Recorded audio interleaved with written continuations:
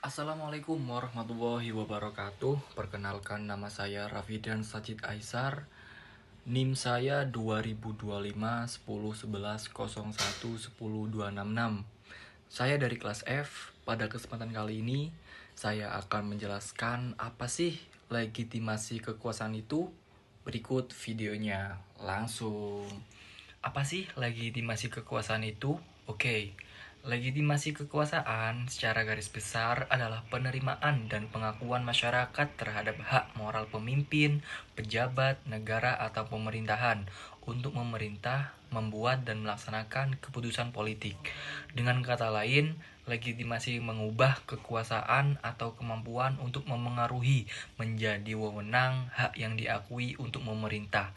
Tanpa legitimasi, kekuasaan mungkin harus mengandalkan paksaan untuk ditaati.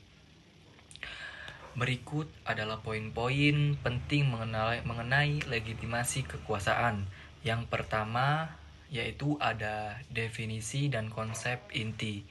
Penerimaan dan pengakuan masyarakat secara sukarela menerima dan mengakui bahwa penguasa atau sistem pemerintahan memiliki hak yang sah untuk memimpin. Contohnya ada hak moral, legitimasi memberikan hak moral kepada pemimpin untuk membuat dan melaksanakan keputusan yang mengikat masyarakat. Yang kedua ada kesesuaian. Legitimasi juga dapat diartikan sebagai kesesuaian suatu tindakan atau kekuasaan dengan hukum yang berlaku, baik hukum formal, etika, adat istiadat maupun hukum kemasyarakatan. Yang kedua, teman-teman, ada tipe-tipe legitimasi menurut Max Weber.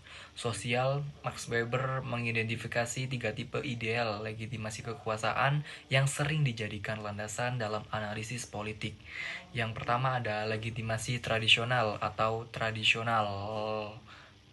Kekuasaan dianggap sah karena sudah ada sejak lama, berdasarkan tradisi, adat istiadat, atau sejarah yang dihormati. Contohnya adalah kekuasaan raja atau monarki turun-temurun. Yang kedua ada legitimasi karismatik. Kekuasaan bersumber dari kualitas pribadi yang luar biasa, kepahlawanan atau kesucian seorang pemimpin. Ketaatan muncul dari keyakinan pengikut terhadap pemimpin tersebut. Contohnya adalah tokoh-tokoh revolusioner atau religius yang sangat dihormati. Yang ketiga ada legitimasi rasional atau legal prosedural. Kekuasaan dianggap sah karena diperoleh dan dijalankan sesuai dengan aturan hukum, prosedur, dan konstitusi yang berlaku. Misalnya melalui pemilihan umum yang adil. Ini adalah bentuk legitimasi yang paling umum di negara-negara modern. Yang ketiga dan yang terakhir pentingnya legitimasi. Stabilitas politik. Legitimasi yang kuat berkontribusi pada stabilitas politik karena masyarakat lebih cenderung mematuhi keputusan pemerintah. Contohnya ada efektivitas pemerintah. Pemerintah yang legitimate lebih mudah menjalankan kebijakannya dan memperoleh dukungan publik untuk mencapai tujuan negara. Yang kedua ada mengurangi paksaan.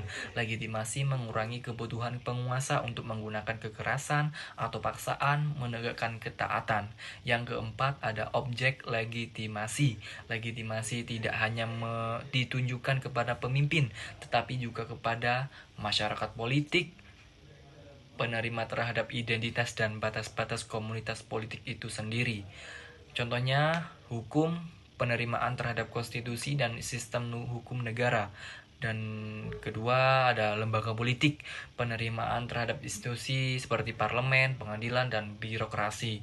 Yang ketiga ada pemimpin politik, pengakuan terhadap hak moral individu yang menjabat untuk memerintah. Yang keempat dan yang terakhir kebijakan, penerimaan terhadap kebijakan-kebijakan yang dibuat oleh pemerintah.